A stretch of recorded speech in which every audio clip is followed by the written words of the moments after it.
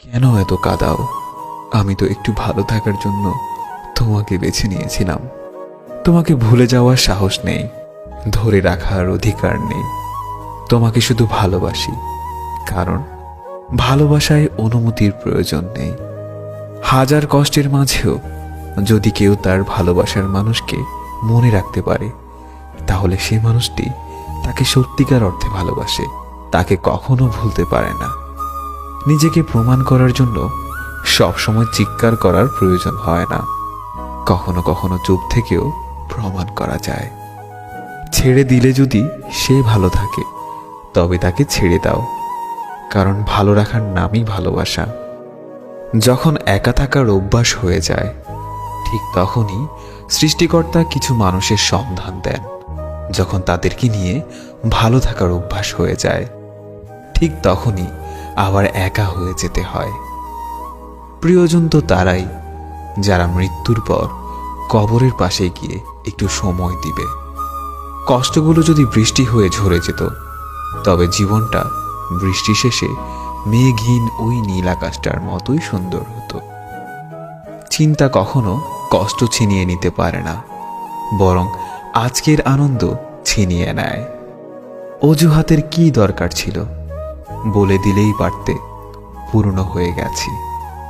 মাঝে মাঝে মন খারাপেরও কোনো কারণ পাই না, কারণ পাই না একাকিত্বেরও। শুধু বুঝতে পারি আমি ভালো নেই। এই শহরে বাঁচতে হলে পাক্কা অভিনয় জানতে হবে। কষ্টের সাথে যাদের বসবাস, রাতটা তাদের জন্য যে কি কষ্টের, সেটা শুধু তারাই জানে। সব ভালোবাসার ছোঁয়া দিয়ে হয় না, সব ছোঁয়াতে ভালোবাসা রয় না। কিছু ছোঁয়া মনকে ছুঁয়ে যায়, কিছু ছোঁয়া আধারকে।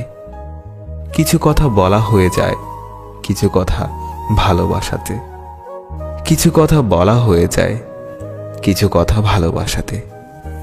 আমাকে অনেকেই চেয়েছে, শুধু চাইনি সে যাকে আমি চেয়েছিলাম। এক হাতে চোখের জল মুছে অন্য হাতে মেসেজ টাইপ করার অনুভূতিগুলোই কেউ বুঝতে পারবে না। চোখ থেকে অশ্রু ঝরার কারণটি মন থেকে সহজে মুছে ফেলা যায় না। বিদায় জিনিসটাই কষ্টকর, হোক সেটা ক্ষণিকের অথবা চিরতরে।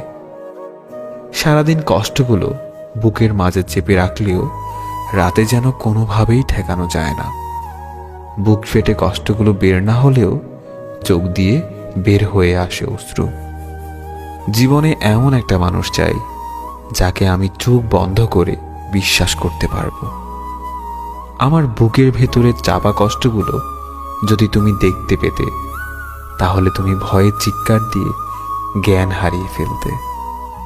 সে হয়তো জানে না তার একটা কল বা মেসেজের জন্য আমি কতটা অপেক্ষা করি।